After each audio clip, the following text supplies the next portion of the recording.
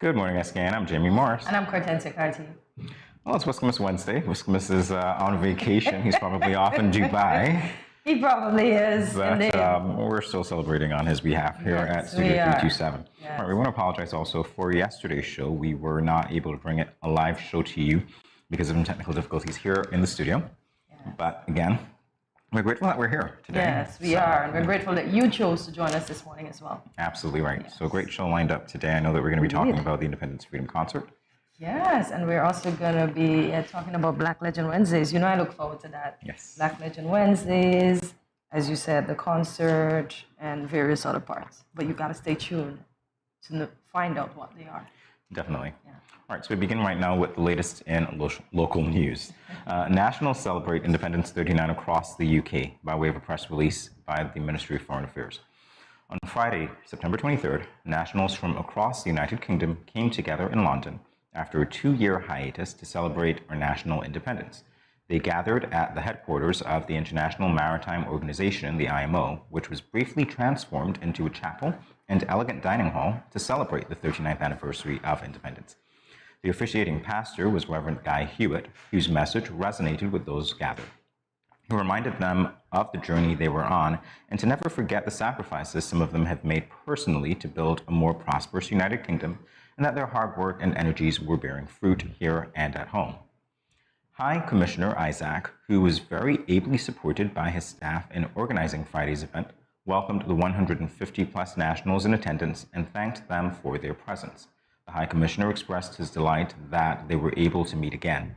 He brought greetings and well wishes from Prime Minister the Honourable Dr. Terence Drew and Foreign Minister the Right Honourable Dr. Denzel Douglas as well. Yeah, they had a big celebration in New York as well, and the petitions are out on their numbers, man. All right, good to know. Right, so Dr. Drew's face is probably shaking from all the smiles he had to do because everybody wants a picture with the Prime Minister, the one in New York. Yeah. We continue now. The government of St. Kitts and Nevis to further extend tariffs to renewable energy. This from SKNIS. Director of the Energy Unit in the Ministry of Public Infrastructure, Dr. Bertil Brown, said the government of St. Kitts and Nevis is further extending tariffs to renewable energy equipment. He said during an interview on September 22nd at the Energy Unit on Wellington Road, Bastille, that, and I quote, "We are in the process of developing a tariff for persons who have rooftop solar and wind turbines at their homes so that when they produce excess energy and it goes back into the grid, they are compensated for it," end quote. He added that the government is trying to insensitivize persons who have these installations because the government has a commitment to increase the amount of renewable energy on the grid. So this would insensitivize persons to put in more renewable energy and increase our renewable energy production. Dr. Brown also said that this incentive is not the sole encouragement the government offers. He says duties have been removed from alternative energy and renewable energy equipment that is imported, things like solar panels and other electrical components that are associated with it. That's good. Yeah, definitely good. Mm-hmm. Definitely a benefit to the customers' pockets and, of course, to the environment at large. Exactly. All right, moving on. SKN Sports official calls on event planners to find appropriate spaces to host major events rather than sporting facilities. This from Win Media SKN. President of the Connery Football Club and St. Kitts Nevis Athletics, Mr. Delwyn Delaney, is expressing concern about the hosting of major events at sporting facilities. Less than a week leading up to the Independence Freedom Concert at Warner Park, slated for Friday, September 30th, 2022, Delaney, via social media, suggested that major events such as the Freedom Concert should have their own designated venue. He said, quote, "I'm for the Freedom Concert 100%, but similar to the music festival, the events need their own space. I have penned my concerns as it relates to the Kim Collins Stadium and the music festival and the constant damage to the track," end quote. Delaney explained that the track at the Kim Collins Stadium sustained significant damage during the St. Kitts Music Festival, but neither the Department of Sports nor the St. Kitts Music Festival Committee have reached out to St. Kitts Nevis Athletics to discuss repairs. The SKN Athletics president said that training has already begun and the athletics season will be in full swing in late December and early January in preparation for various competitions. However, he is disappointed that the season may be completed before the track is repaired. This is a very interesting article coming from somebody who's involved in sports as well, and sometimes a side that you don't necessarily hear about.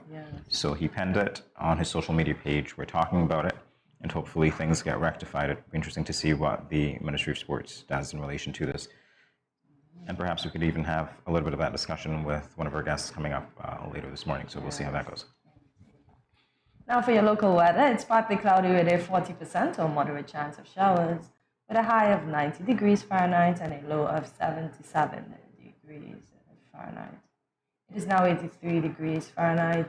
Take a look at your local weather for the week, and there is much more after this break. We do advise that you stay tuned.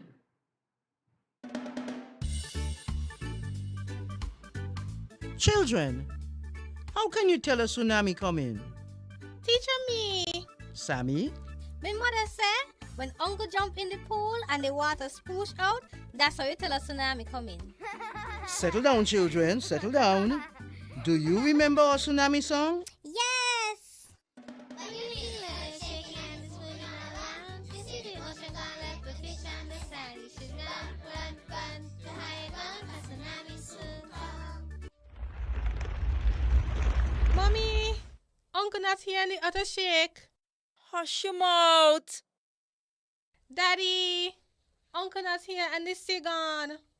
Who cares? You don't see all them free fish? Quick, give me the bag. This is how you tell a tsunami a come. Teacher says so. I would have failed in school, you know. Sammy, come, let me go. They would have failed anyhow. Let me run, see Sammy. When you feel the earth shaking and it's moving all around, you see the ocean gone like the fish on the sand. You should run, to higher ground, a tsunami soon come.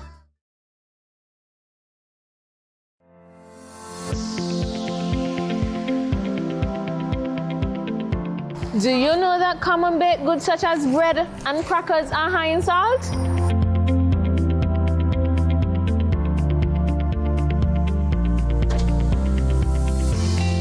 Get salt smart.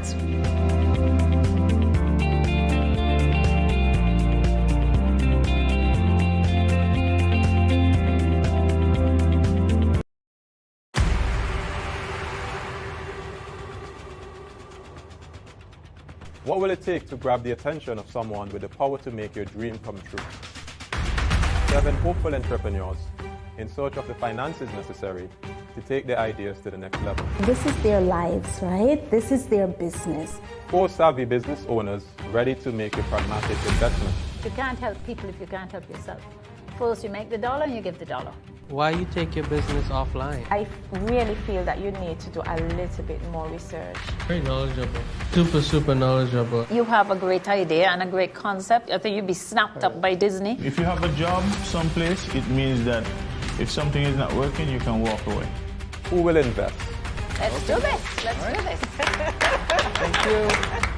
And who will be sent home with nothing? I am your host, Kevin Hope.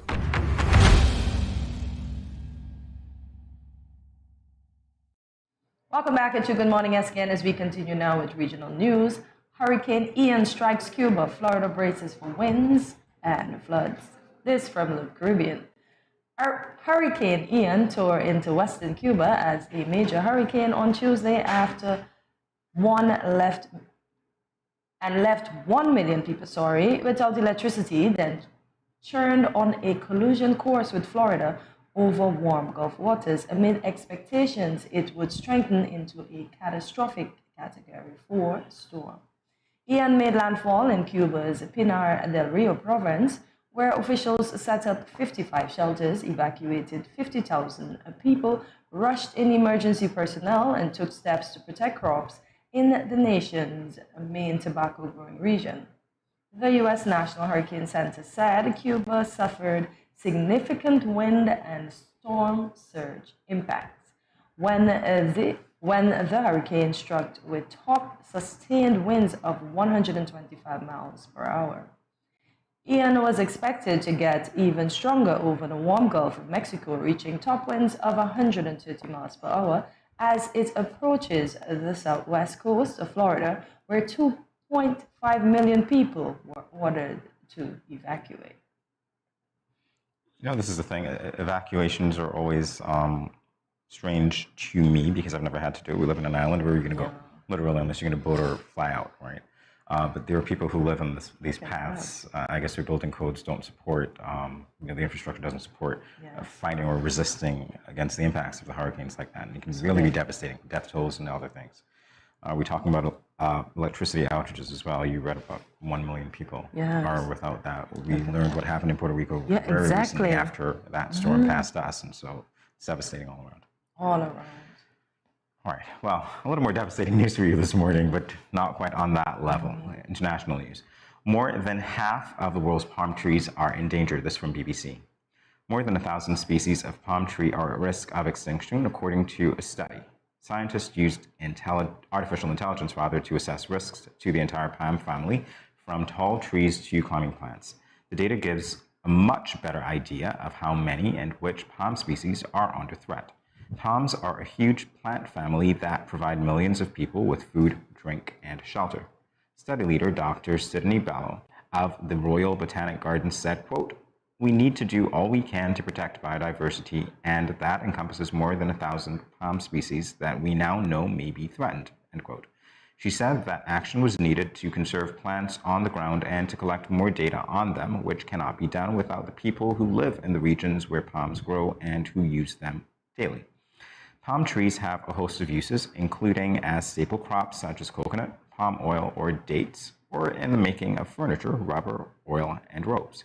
The data suggests more than 1,000 species, just over 50% of palms, are threatened with extinction. Yeah.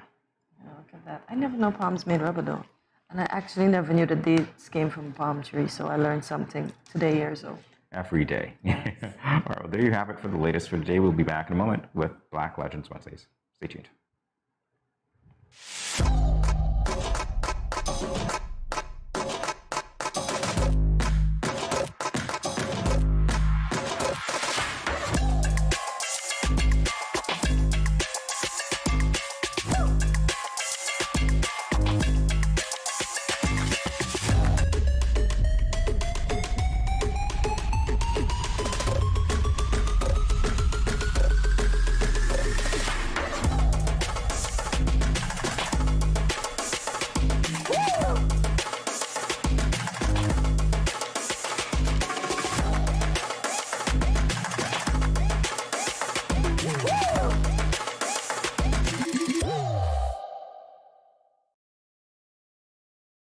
Let's face it, most parents or guardians don't want to think about their teens having sex, let alone contemplate the possibility that they might get pregnant or get someone pregnant. Teenage pregnancy is a situation that involves female adolescents. A teenage female can be pregnant as early as age 12 or 13, although it is usually 14 and older. The fact that teenagers become pregnant is related to many factors. Here are some tips to decrease teen pregnancy. Teach teenagers comprehensive sex education. Target messages at teen boys, not just girls. Get the whole community involved. Encourage mentoring, parental involvement, and support. This message was brought to you by Project Viola through the Department of Gender Affairs with support from the Basic Needs Trust Fund and the Caribbean Development Bank.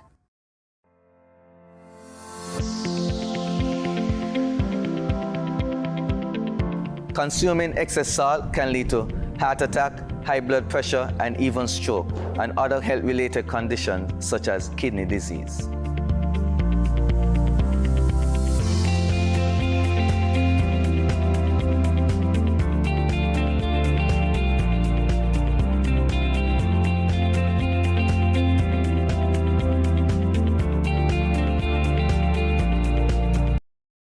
It's been been 6 months now and Glenn hasn't been working.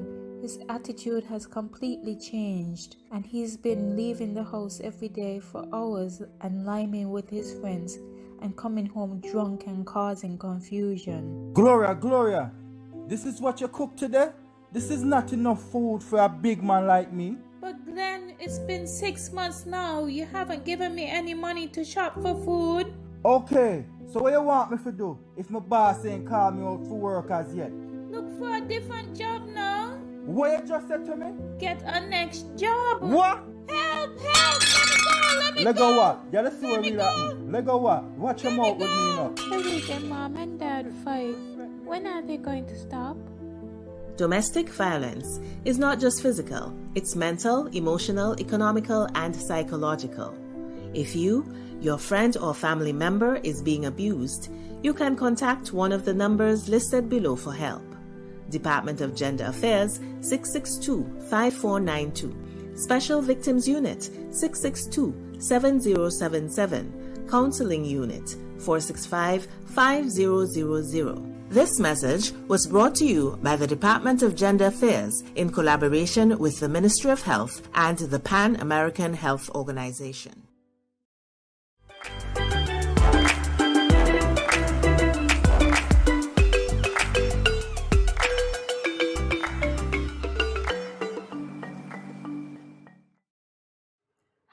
It is Whiskermas Wednesdays, yes, and my favorite part, Black Legend Wednesdays.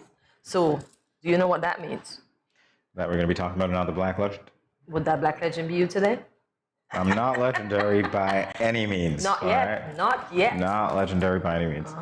It's time for another installment of Black Legend Wednesdays, as I mentioned before. So today we will be speaking about an American, a legendary American actress whose roots are from our sister Al Nevis. Yes, her career spanned more than 7 decades. She captivated her viewers' hearts with her portrayal of a strong African American woman in film, television, and theater. That woman is none other than Cicely Tyson. So you're familiar with Cicely Tyson? Oh yeah, definitely. Love to work. Man, yes. Even on Diary of a Mad Black Woman. She was one of the aunties in the kitchen, you know? Yeah. I think she acted with Tyler Perry in, I forgot the remake of that film, but I know what it was. I know you know what that is. Serial killer guy. No, I don't know that. You don't remember what it was? He was an FBI agent. Okay. Yeah, and he lost his wife. This is before he became the Tyler Perry that we know today? No, he acted after her. But when I think of the name, I'll give it to you. But I'm sure our viewers know exactly what I'm talking about. The name escapes me right now. Oh, okay. But I just, oh my God. So we'll begin with her early life. Cicely Tyson was born in the Bronx, New York City, but soon relocated with her family to East Harlem. She was one of 3 children born to Frederica Tyson, a domestic worker, and William Tyson, who worked as a carpenter and painter. Her parents were immigrants from Nevis in the West Indies. Nevis ought to be proud. Nevis just have the stars over there, right? Oh, we have a few here, but yeah. Look at her at a youthful age. I wonder if that's a perm or a press. I beg your pardon? I wonder if her hair is a perm or a press. Things that women see, She kind of resembles somebody I know in studio, you know. Don't you see the resemblance if you look at her closely? No, I don't see the resemblance at all. You don't see the resemblance between Oxy and her a little bit in the face? Oh, I see. Is that what you're saying? Yes, that's the in-studio person. She's quite an accomplished actress, She obviously. is. And I remember when she was awarded, what is that medal called that they get at the White House? That escapes me again. It's called Escapism at 40. Oh, really? Because That's what escaping it's us called. all, yes. Yes. And That's what it's called. And she lived past middle age. She died at 96. So how about that? So you see, middle age does exist at 50. Whatever you say. Whatever you say. So we're going to take a look at her early life. Yes, continuing. So Cicely grew up in a religious atmosphere. She sang in the choir and attended prayer meetings at an Episcopal church in East Harlem.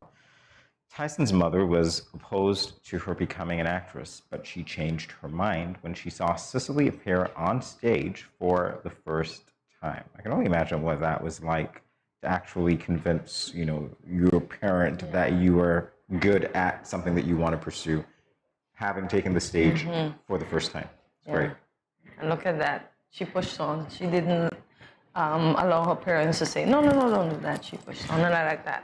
One of the things I love about seeing her work is that there was always a sense of authenticity, or this sense of just calm and naturalness, you know? And she really encompassed, or well, rather, she became the roles that she portrayed. Yeah, she's such a beautiful lady. Even in her golden years, my gosh, her wigs and her makeup, she looked nice looking. Look at that. Look at She that. didn't look 96 at all, I have to say. I know. Or at least not like the typical 96. 96, as we think it. Because 96 is normally down in bed. But look at this, the young lady we spoke to the other day, that's 109 now. The young lady that you spoke to the other day. That's She doesn't look her age at all. Okay. And the fact that she can sit up and she's aware and she remembers a few, So her education. Cicely attended Bayard Rustin Educational Campus and New York University. In 1963, while a student at New York's School for Social Research, Tyson appeared on the network television game show To Tell the Truth. I wonder what kind of show was that, To Tell the Truth? I wonder if she was hooked up to some wires. I don't think so. I'm not even sure if I've seen that. I probably have once or twice, but it's not one of the ones that I default to. I have to Google. It seems a little familiar to me, to be honest with you. At To least Tell the the title Truth? does. Yeah. At least the title does. Wow. All right, so we're taking a look at her career. A very noteworthy career at that. Tyson was discovered by a photographer for Ebony magazine and became a successful fashion model. Her first acting role was in the 1956 film Carib Gold, and she first appeared on stage in Vinette Cowell's production of Dark of the Moon at the Harlem YMCA in 1958. Wow, we weren't even dreamt of in 1958. She has her the way she looked in her younger days is across of Viola Davis and Michelle Obama. I looked at her photos and I was like, what? She has that look. I like this. Fashion model, though. That's great. I know. I don't think I knew that about her, but I could see why. Me neither. I could see why. Definitely had a sense of style. Yes. So in 1961, she made her television debut in the NBC series Frontiers of Fate. She won the 1961 to 1962 Vernon Rice Award, later known as the Drama Desk Award, for her performance in another off-Broadway production. Look at that. 3 years after, right? So 56, 3 to 5 years, really? 56, 58. She's just been peddling ever since. I like this picture. The bright eyes, the wide smile. And do you realize the makeup in the modeling picture? I don't know how clear you could have seen it, but it's minimal. It wasn't as over the top, and she's showing true. Literally showing true. All right, so continuing to look at her career, Tyson played the role of Rebecca Morgan in the film Sounder. She was nominated for both the Academy Award and Golden Globe Award for Best Actress for her work in Sounder, and also won the NSFC Best Actress and NBR Best Actress awards. Wow. I would love to see her, as we would say, her space saver. I just want to see all the awards. Aww. Her smile, though, definitely radiant. Yeah, her eyes. And it didn't matter. With her, it doesn't matter what hair or accessory of which she wear, it complements her very well. That I've noticed in her pictures. Yeah, she's got that dimple. Yeah, she's cute. She's got a serious model jawline too. Yeah, she's lovely. I wonder if she never thought of going in for Miss USA back then. She's trying to get somebody in a queen show, right? Yes. Oh my God. Well, so in 1974, Tyson played the title role in the television film The Autobiography of Miss Jane Pittman, won her a Primetime Emmy Award for Outstanding Lead Actress, a miniseries or a movies, and an Emmy Award for Actress of the Year special. Tyson was also nominated for the BAFTA Award for Best Actress in a leading role for her work in the television film. In this television film, I wonder if she won it though. I have to see her award area. With the awards. She looked like Iceland there. Look at it. See that, right? Yes. You're just finding similarities all over the place, aren't you? Yes. Next time I see Iceland, I'm going to say, Iceland, do you know you have a little similarity with Cicely Tyson? Iceland is going to be no. Or maybe she shouldn't be like, somebody told me that already. Perhaps. I definitely believe it'll be the latter. Well, she might have heard it here from you. All right, so continuing to look at her career, her other notable film roles include the dramas Hoodlum from 1997, and of course, the one that we know very well, Diary of a Mad Black Woman from 2005, and the television films Oldest Living Confederate Widow Tells All from 1994, for which she received her third Emmy Award. Man, she was accomplished. Yes, look at her. Yes, and the Diary of a Mad Black Woman. She looks stately and elegant and big hats, and she and Elise does resemble somewhat too. You see that? Like their family. They're not. Wow. Great movie. It was indeed. It was indeed. It was indeed. It really shows that love conquers all, huh? And when you take your oath, you stick to your oath regardless.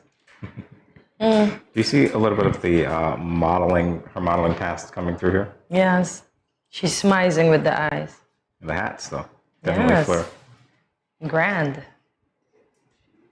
We continue with our career. In 2010, Tyson appeared in Why Did I Get Married To? And narrated the Paul Robinson Award-winning documentary Up from the Bottoms. The Search for the American Dream. In 2011, Tyson appeared in her first music video in Willow Smith's 21st Century Girl. Okay, now I want to see that music video. You know I'm going to Google it, because I never knew of that. So that was her first music video, which perhaps suggests that that wasn't her only music video, but we will see. We will Google all the music videos that Cicely Tyson appeared in. I wonder what she was doing there. Was she dancing? Ooh, who knows? So I guess now. Should I just leave that to Eartha Kitt? I saw a documentary, well, not a documentary, a snippet from a talk show with Eartha Kitt's daughter being biracial, and people were saying she's not Eartha Kitt's daughter. Oh, wow. And she had to come on and defend, and she actually sounds like her mom too, a little bit. And she has the facial structure and everything like her mom. But because she's biracial, they're saying she's not. Yeah, because people always know everything, don't you? Yeah. But Eartha Kitt's biracial too, so I don't understand why they're saying that. But, yeah. All right, so continuing with Cicely Tyson. Beginning in 2014, Tyson guest starred on How to Get Away with Murder, of course with Viola Davis, right? So for this role, she was nominated for a Primetime Emmy Award for Outstanding Guest Actress in a Drama Series in 2015, 2017, 2018, 2019, and again in 2020. In 2020, she starred in the popular movie A Fall from Grace, which was featured on Netflix. And I watched A Fall from Grace, and for the life of me, I don't remember her starring in this. I don't know why. I guess because she wasn't the lead character. And the plot was just so involved. So I actually didn't remember that part. But that was a great movie as well. Do you see the resemblance between those two? No, I don't. How could you not? To tell the truth, I don't. Okay. All right. Yeah, but they look alike to me. Somewhat. Yeah. And imagine mixing Val Davis with a little of Michelle Obama. You get Cicely Tyson in her younger years. Wow. Yeah. I'm gonna show you. You will see. If you were in a lab with people's DNA, I tell you, scary thought. Did he say that? Now we move on to a family. At the age of 18, Tyson married Kenneth Franklin on December the 27th, 1942. They had a daughter 2 months later. In February 1943, this marriage was formally dissolved in 1956. Tyson then began dating jazz trumpeter Miles Davis in the 1960s. They later got married on November the 26th, 1981 at the home of actor Bill Cosby, then later got divorced in 1989. So she didn't stand for it, huh? I don't know. Divorced twice. I don't know what the circumstances were. Just saying, she didn't stand for it. Yeah, she was like... She didn't stand for it? I don't know what the it is, and I don't know if she's the one who didn't stand for it. I can't handle this no more. Bye. That's what you think. Okay, that's your projection. I wonder, maybe she knew that Backstreet Boys, is it Backstreet Boys that sing bye-bye? Or It's NSYNC. NSYNC. Oh, maybe she knew that song before. You were something else.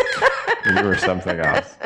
She got married Just very young, saying. though. Anyway, did you know? All Mhm. right. So Tyson's memoir, Just As I Am, was published on January 26, 2021, and she promoted the book during the last weeks of her life when she was asked how she wanted to be remembered in an interview with Gayle King. Tyson said, quote, "I've done my best. That's all." After making such an indelible mark on the film industry, Cicely Tyson passed away on January 28th, 2021. Yeah. I actually believe I saw this interview because I am a Gayle King fan. I am a Gayle King fan. Look at and that. I think I saw this one. Look at that. Even with her hat, look at her lashes popping, her necklace is on. Iconic. Indeed. Definitely Yes, is. indeed. So there we have it for Black Legend Wednesdays. I hope it was enjoyable to you as it was to us. We do advise that you stay tuned. We have so much more after this.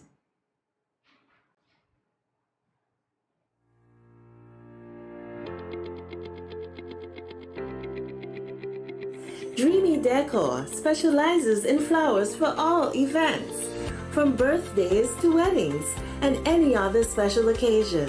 What's a better way to express to the people you love than by providing the finest selection of beautiful flowers and gifts? So when you think of flowers, think of us, Dreamy Decor.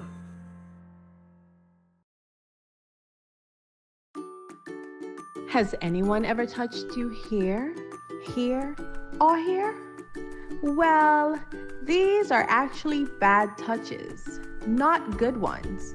And so, if anyone ever touches you in these areas or anywhere else that makes you uncomfortable, you must say no, then go and tell. Say it with me. Say no, then go and tell. This message was brought to you by the Department of Gender Affairs in collaboration with Probation and Child Protection Services, the Ministry of Health, and the Pan American Health Organization.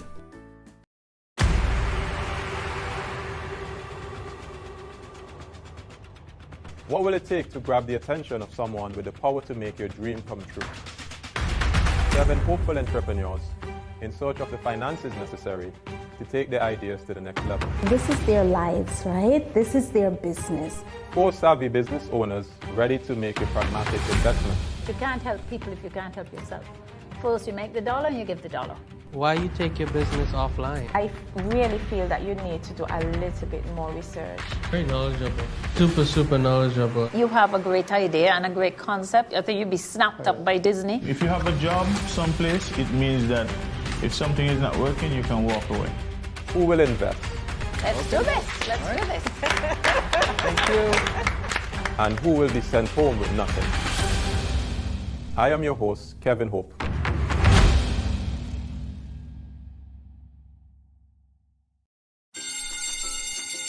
You see that new boy that just joined the school last week? He brought me a chocolate this morning because I showed him the way home from school yesterday. You like him? No, he's just my friend. Plus, he is my neighbor. He asked me if we can walk home together for lunch tomorrow, and I told him yes. I don't like these big boys. They tend to like to touch girls without your consent. What do you mean by consent? It's when one person agrees to give permission to another person to do something. He is cute though. Guys, you won't believe what happened the other day with the new boy from school. What happened? The other day, while walking home with the new guy, he followed me into my house. I thought it was okay because he seemed friendly and respectful. So I turned on the TV and offered him a soda. We sat in the chair together. Then he leaned over and kissed me. I was so shocked I sat up straight and asked him why he did that. He said he thought I liked him. I told him not in that way. What? Girl, you should have never allowed him inside your parents' home. My parents will be very angry if they meet any boys in our home plus kissing me. Guys, we don't need to be burdened down with teen pregnancy and relationship problems at this time. Boys need to understand that girls are not sex objects.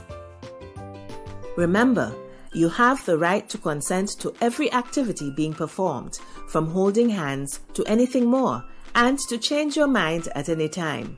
If your partner does not respect your wishes, this also is a form of abuse. If you, your friend or family member is being abused, you can contact one of the numbers listed below for help. Department of Gender Affairs 662-5492, Special Victims Unit 662-7077, Counseling Unit 465-5000.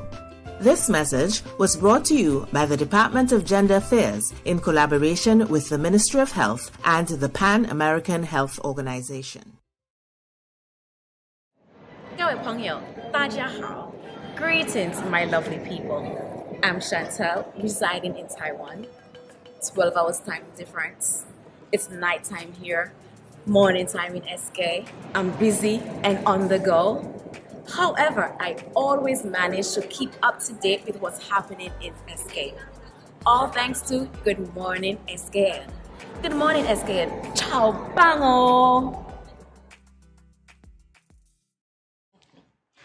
Today, our first guest is Clement Monarch-Ogawa, who's here to tell us all about the hype for the upcoming Independence Freedom Concert. I don't think I said that with enough hype, so I'll pivot to you.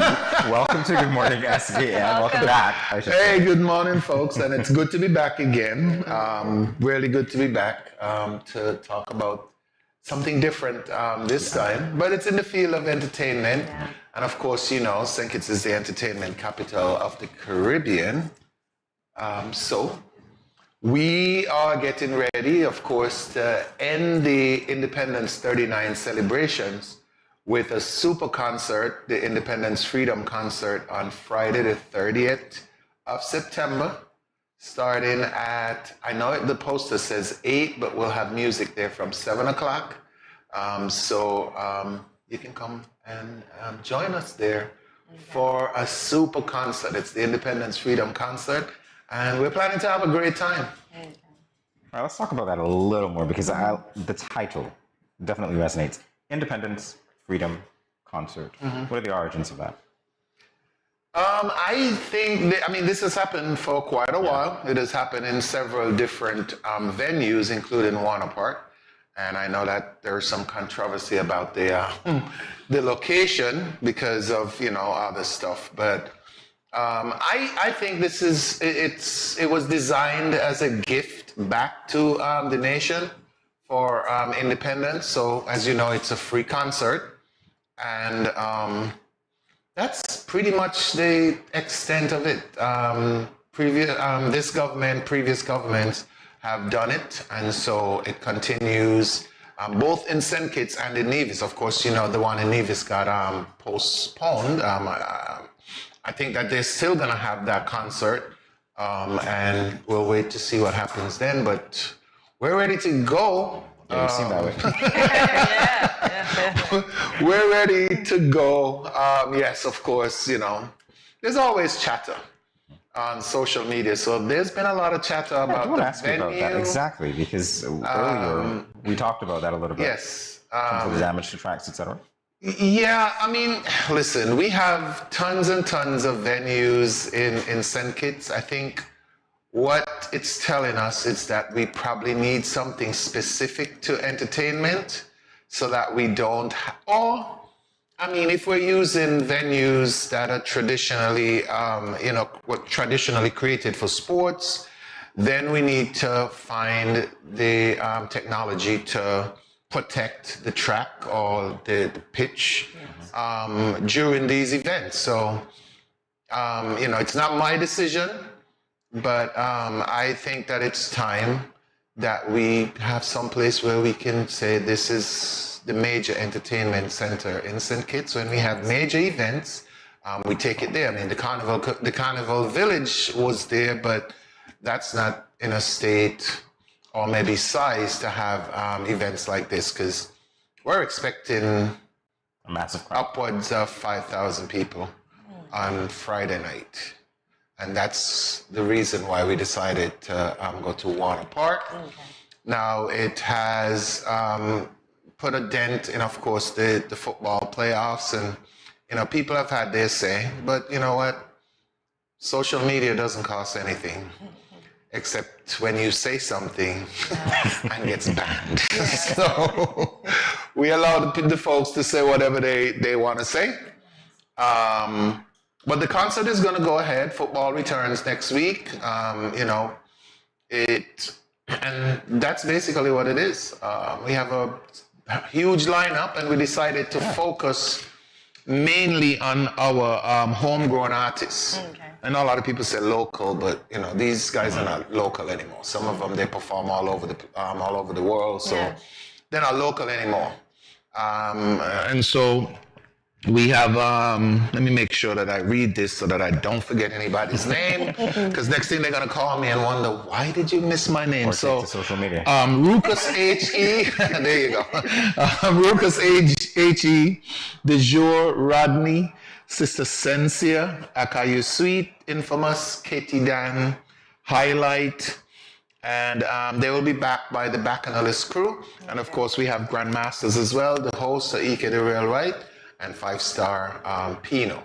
Our headliner is Taurus Riley, and that has caused some controversy as well. I was going to ask why Taurus Riley, though. Or why not? I just want to know why Taurus. Taurus Riley is very popular in St. Kitts, and I think he brings out both a young, medium, and an older crowd. So we were looking for someone of that nature. There were other artists that were considered. Chronix was considered. He's not available. And as I said, several other artists were considered. In the end, the organizing committee decided to go with Taurus Riley, and we feel as if that, based on what he's done in the past here in St. Kitts, we're expecting a great concert from him. He's going to be with his band, and of course, he's flying from Jamaica, and there's a hurricane in that area of the world right now, so we got him out of Jamaica. He's in Miami, and he should be here tomorrow. Should be here tomorrow because I think there may not be a flight today out of Miami. So should be here tomorrow, and we're getting ready to have a grand time. You mentioned controversy, though. I'm going to dive a little bit. You said there was a little bit of controversy with the selection of Taurus Riley. Are you at liberty to tell us? Well, because, I'll be honest with you, lots of names came up as it relates to who people would like to see. Some of it had to do with, of course, availability. As I said, Chronix is not available. And because of the short span of time to get this put together, as you know, most things were on hold prior to the election. There's a new government, so they had to get up and running. In terms of making sure that the independence celebration, came off. And so they put a committee together. They asked me to assist, and that's what it was. But the controversy, you're always going to get that. Somebody, just like the music festival, every time the list comes out, they want to know, well, what happened to this person? What happened to that person? You know what I mean? So we understand and we expect that. So do you think you should put out, say, a survey on who the public wants to see going forward?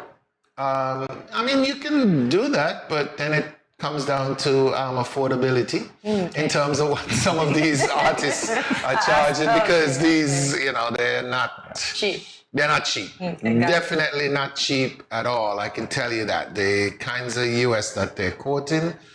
I just live for the day when one of our homegrown artists would be able to ask for that money and get it. Well, you know what? With concerts like this, again, another platform for them, it might be sooner than you think. Correct. We're going to continue this conversation in a little bit. Stay tuned, everyone.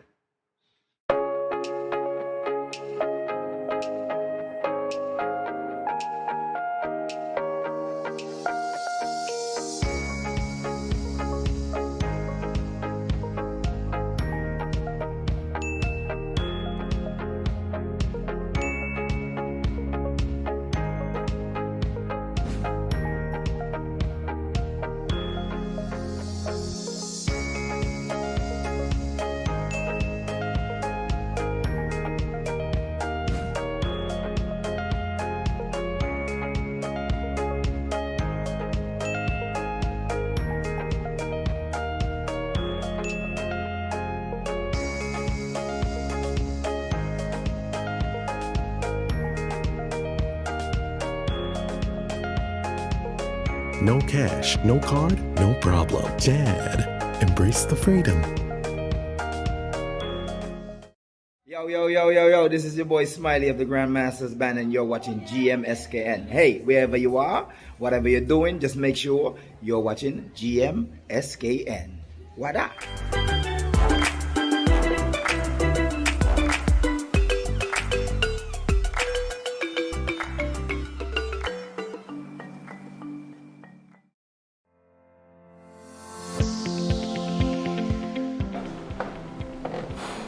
Did you know that there are certain seasonings that contain more salt than you actually need?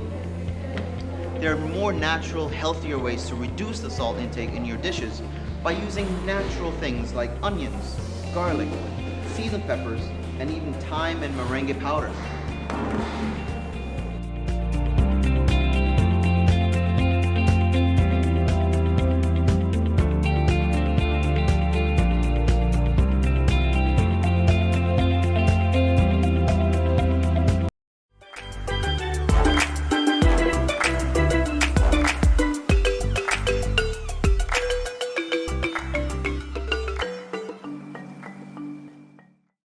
We're back with Clement Monarch Ugaro, coordinator of the Independence Freedom Concert. And now my voice is leaving me already. You mentioned 5,000. You're expecting 5,000. Is there a cap on the amount of persons? The stadium actually holds 8,000, and that's with the stands and everything. Okay. Now, the concert is on the cricket field, so we're going to be facing southwest to accommodate the stands. So folks who want to come and sit in the stands, they could. We'll have a space in front of the stage, of course, with the barricades as usual. And we're having the bars on the mound as well, so folks can hang out on the mound if they choose to. So yeah, we're capping it at the stadium limit. We've already had discussions with the police to make sure that everyone will be safe. So, but we're expecting a lot of people. Yeah. We're expecting a lot of people, and with the entertainers that we have, we want them to come out and support our homegrown acts. Oh, definitely. I have to say, in wanting to ask you what it's like coordinating the event, I'm going to pick a word for you and you can run with it. Fun. Because you seem to bring the energy. You're preempting the hype. You would like to have my phone. Not today. I'm specifically, I specifically did the vendors and also the homegrown entertainers, and you have to urge people. You have to push them sometimes to get the information that you want. And as it relates to the vendors, everybody comes at the last minute when you don't have slots for people. So that's one of the challenges that we run into. But you know what? It's life. The challenges in life allows you to, deal with them, move on, and learn. Mm-hmm. So, that's basically the way how I look at it. I'm not the one to, go to these concerts and I'm up front and I'm having a good time or whatever it is. When you've done the work, sometimes you just kind of leave it. You just kind of leave it because, you just want it to be organized properly. And so I don't, I'm going to be there, but I don't know how much, I'll... I bet you'll get to enjoy. Yes. Okay. It's not a matter of paying attention because I want to see our local guys. I want to see them do well. So... Okay. I'm looking, and Carnival is right around the corner. Mm-hmm. So I'm doing some stuff for Carnival as well. So I also want to see, what our homegrown guys have to offer, so that we can utilize them in different ways to promote Sugar Mass 51. Nice. But it's about the Freedom Concert right now. We want everybody to come out. We want you to come out on Friday night. As I said, come early. The gates are going to be open at 6 o'clock. It's a free concert. Well, the public don't have to pay. Let me not say it's a free concert. Yes. You have to buy the stuff inside, right? Yes. The public doesn't have to pay to get in, but be prepared to go through security because we want everyone to be safe. Yes. We've had discussions with the high command, and so we, in terms of parking for the patrons, parking for the dignitaries who are going to be coming to the concert. So yes, I mean we're planning to have a lot of fun. Most people don't go to work on Saturday morning, so we may go a little bit past our time. That's fine. That's fine. It's a weekend. We may go a little bit past our time, but we'll be okay. Is it going to be streamed live? No, I don't think it will be. I don't think it will be streamed live. It'd be nice, but I don't think that was a consideration. Because we want people to come out and enjoy it right there. Okay, I got we want our vendors to be supported as well because, it's been a tough time for vendors for the last couple of years due to COVID and everything. So they're trying to catch up and we want to be able to, assist them when it comes to stuff like that. Indeed. So you mentioned challenges other than persons coming late and maybe a few other challenges that you might have that you didn't mention. Would you care to share some of those with us now? Well, challenges, anytime you're dealing with people, there are challenges because people have different opinions as it relates to stuff like this. In the end, though, I think we've come together nicely. The major challenge basically was the fact that we probably didn't have enough time to put everything together that we wanted to. And maybe with enough time, we probably would have had another 2 or 3 overseas artists. But I look at that and say, well, you know what? Because they're not here, it gives us an opportunity to feature our homegrown acts. And I want to see our homegrown acts survive. I want to see them excel. I want to see them charging big money as well for the different concerts. Yes. So we can see our acts here in St. Kitts start to live off of their craft. Yeah. That's what I envisage. I'm not as young as I look, so love it. I want to be able to see that before the Lord says, you know what? Time to retire. Yes. Everybody's going to be looking forward to this concert. Yes. Great headliners looking forward to Tarasan. Of course, the other local acts that are going to be there as well. So I want to thank you for coming and sharing that with us. Any final words to our viewers? Just want to say that we're expecting an exceptional concert, and you can't afford to miss it. You can come out and hang out if you want. As I said, the stage is going to be in a position where you can sit in the stands if you don't want to stand all night. You have the revelers up front who are going to be up there. Let's hope that it's a PG concert. I don't know. Well, you're the coordinator, so hey. If not, we're going to play. You got to put it on there. I know, because I've seen some stuff lately that, I'm not too proud of. But anyway. Yes, come out, support us. As I said, this is going to be a great concert. Taurus Riley has promised us an exceptional show. Our homegrown acts has promised us an exceptional show as well. They've been rehearsing. And if they're listening, you're going to get all your information today. So just hold tight. Hold tight. Be there. It's the Independence Freedom Concert, Warner Park, September 30th. That's this coming Friday.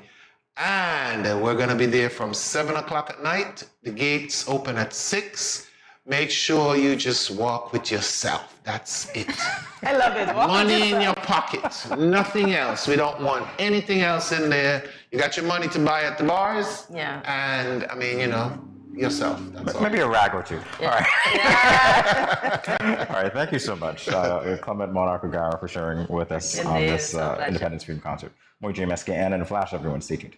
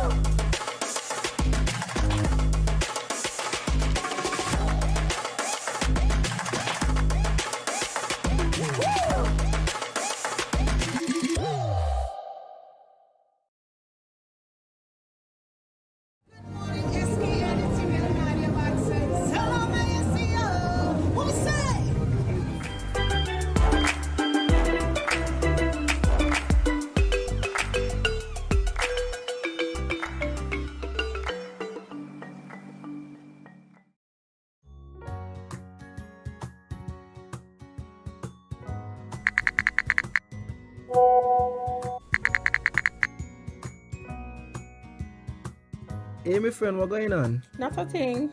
I just here cooling under this tree, about to eat a mango or two. Where you get mango from all now? Boy, Auntie Rose bring me some mango this morning. Oh, gosh. What you hit me for? You give me something to put on? Girl, you can't just come tempting me with these juicy round pally mangoes and expect me not to want some. Just because something looks appealing and you want it, doesn't mean you are entitled to it and that you should touch or take it. Your mother ain't teach you manners. Ask for consent first before you touch up the mango them. But why ask? And if it's dear, it's dear. Just take it. Why ask? Simple. If it is mine and you ain't asked for it, it is called, wait for it, stealing. That's true. My bad. Okay. May I please have some mangoes? I don't know. After that spectacle, I ain't sure I want to give you any. You see that? But I ask. Just because you ask doesn't mean I have to give. It is still my mangoes.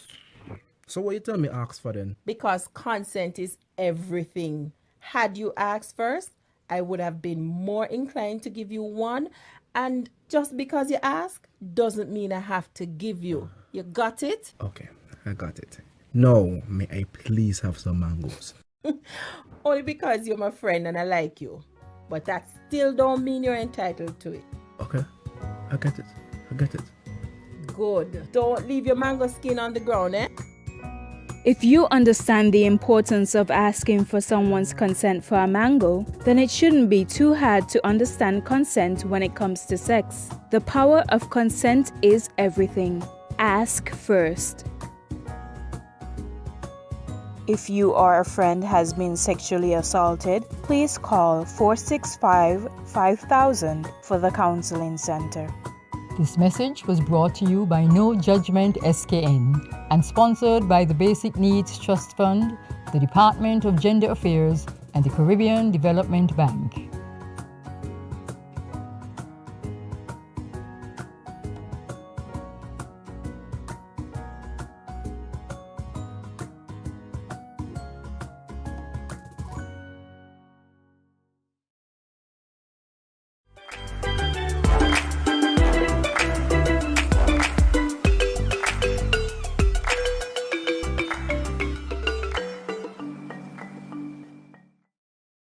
Welcome back to Good Morning SKN. It is time for us to loosen up. Yeah. I don't know if that's loose or if that's some sort of karate gone wrong. I don't know, Cortezia. So we often hear people saying that they work tirelessly day in and day out to leave behind a legacy. Are you one of those people? No. Right here, no. No. Exactly. You hear people say that? Okay. Yeah. I figure a lot of people. Yeah, go ahead. The new slogan now, I don't know if you hear it.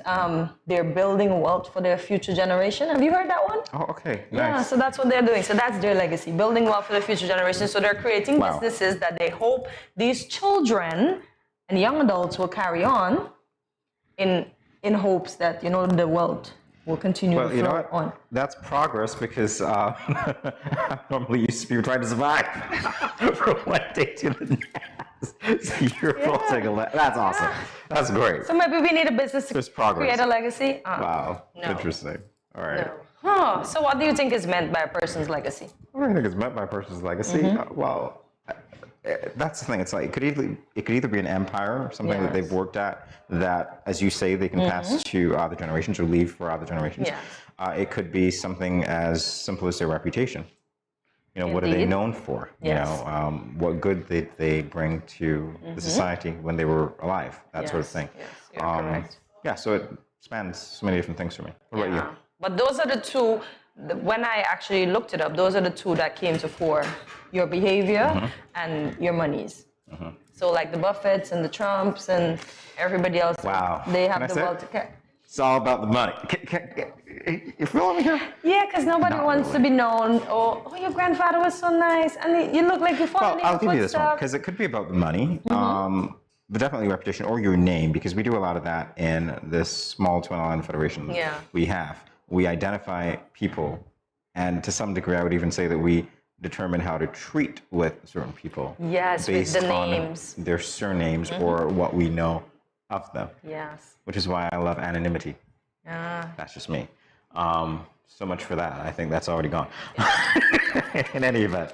But I think it's one of the things that we do. So we go, okay, there are a few names that we know, and we go, oh, you're so-and-so, and we place them, and then we go, yeah, oh, you're important. Yeah. Everybody's important. I think it's a worldwide thing that everybody does that, because I'm sure if a Biden shows up now, we're going to be like, oh, it's a Biden. We have to be like on fleek for this Biden or on cue for this Biden. Yeah. Oh, really? I'll be like, I'm going to be myself. Hello. Yeah, this is me, right? Per se, right here, Dr. Drew's son showed up. Now we're going to be on cue because this is the Prime Minister's son. Maybe you. I'm going to be myself. I'm just saying. I'm just trying to keep it home, you know? That's how, they were just that's like, how people will think. yeah. Okay, I got you. Dr. Drew's son. So if Prime you got Minister's Biden's son, you were talking about Drew's son. Yeah, let's bring it back home. Well, guess what? I'm going to be myself. That's it. All right. Exactly, and that's how we should be. Yeah. Everybody should be themselves, regardless of their, how should I put it, their hierarchy in society. Yeah. So no, we're not working carelessly to leave a legacy. We're just working to survive day to day, right? As we mentioned. Yeah, but I don't know. It's weird because I think if you're working with something of value, then you definitely want to make sure that your efforts are not in vain. And so there is something that you're working towards. I do believe that there are some times when I've seen people who, and this is the analogy that I use, they've spent 20 years climbing the ladder, and then they realize that the ladder was against the wrong building. Yeah. Then they got to So start they've over. gotten, do they? That's the question.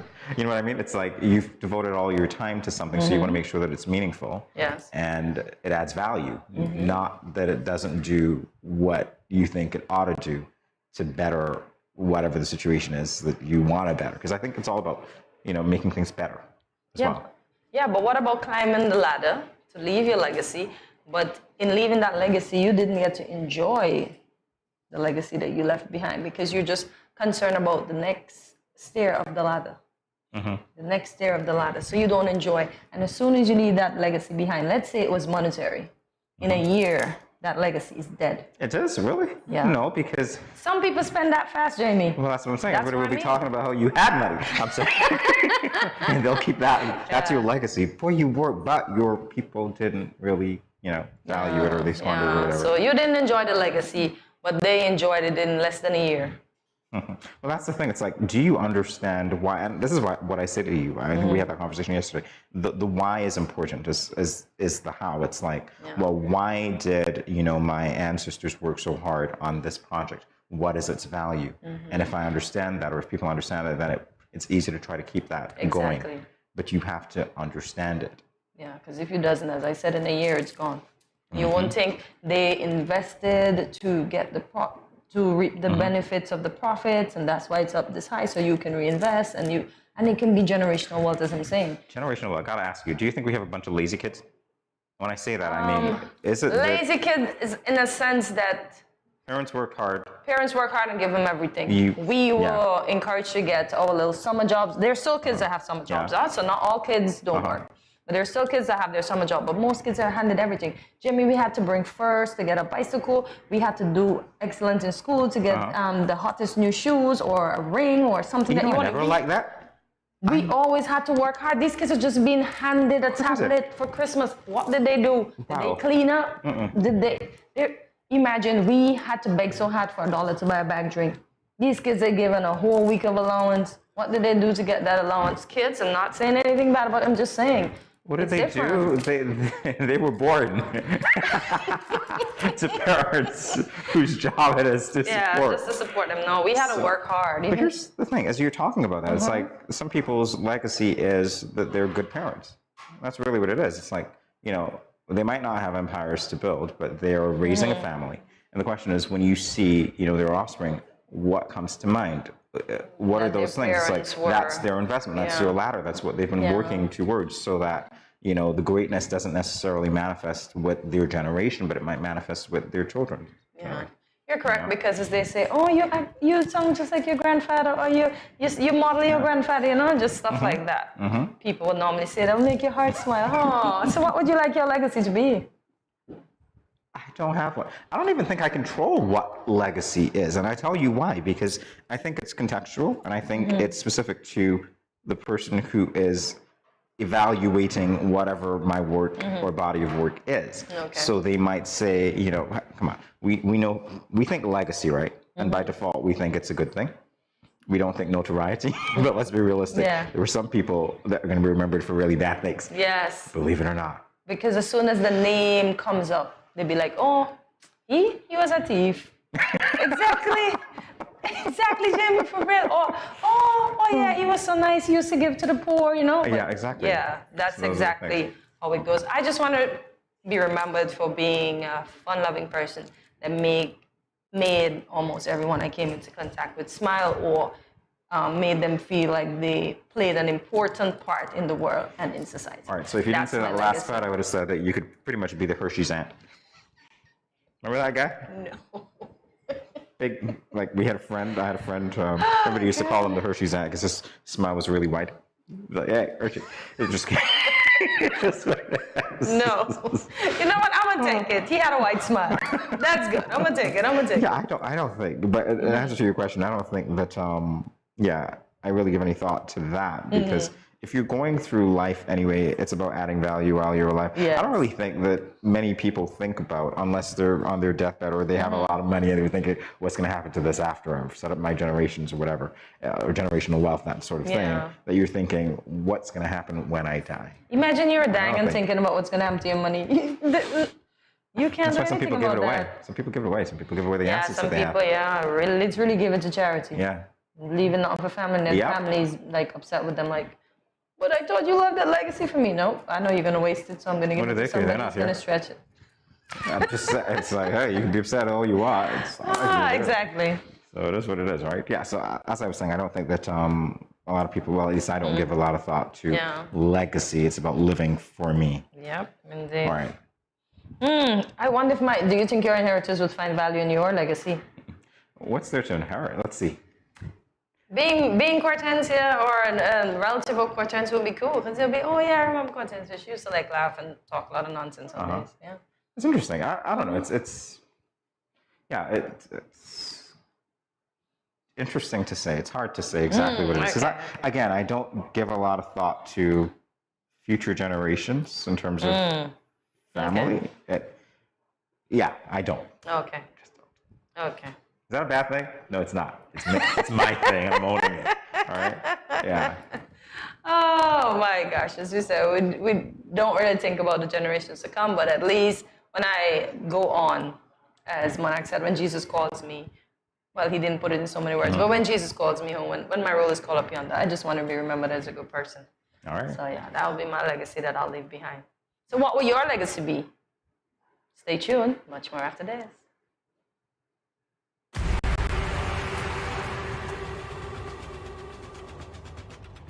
What will it take to grab the attention of someone with the power to make your dream come true?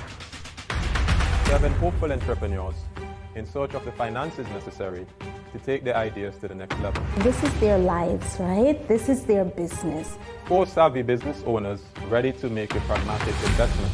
You can't help people if you can't help yourself. First, you make the dollar and you give the dollar. Why you take your business offline? I really feel that you need to do a little bit more research. Very knowledgeable. Super knowledgeable. You have a great idea and a great concept. I think you'd be snapped up by Disney. If you have a job someplace, it means that if something is not working, you can walk away. Who will invest? Let's do this. Let's do this. Thank you. And who will be sent home with nothing? I am your host, Kevin Hope.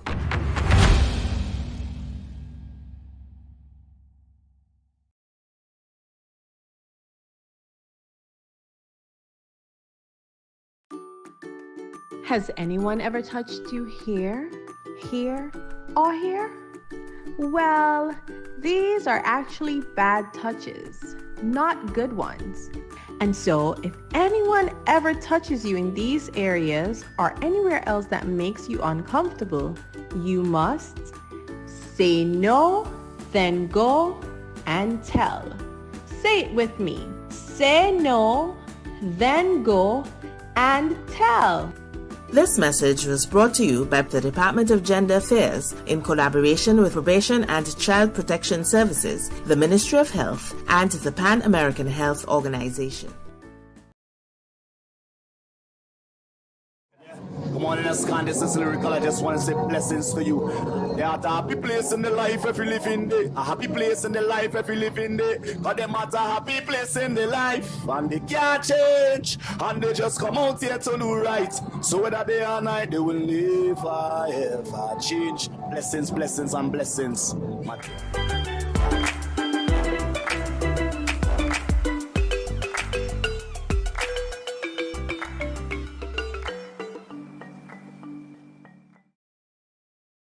You ever hear Earthquake call and say, "Hello, Miss Lee, yes, it's me, Earthquake, I come in Tuesday around 10? No, sir. Earthquake does arrive unannounced, and when it come, it shake all sense and sensibility out of we. Remain calm, stay inside, and do the DCH. Drop, cover, hold on. Once the shaking starts, you know it's earthquake. Make a quick move to a safe place. Don't run to the doorway or any exit. Stairs might block up or full of people. Elevator, avoid that, because you might get in and poof, power gone, and you're stuck in that box without ear. Take cover under a strong table or a bed, or crouch against an inside wall or in a corner, and cover your face and your head with your arms. Remember, DCH, drop, cover, hold on. Glass windows and doors, outside walls and doors in an earthquake, bad news. Take care yourself. Most injuries during earthquakes happen when something drop and hit people entering or exiting a building. Last thing, nobody run outside and ask, you feel it, you feel it? Remain calm, stay indoors until all the shaking stop, and do the DCH, drop, cover, hold on.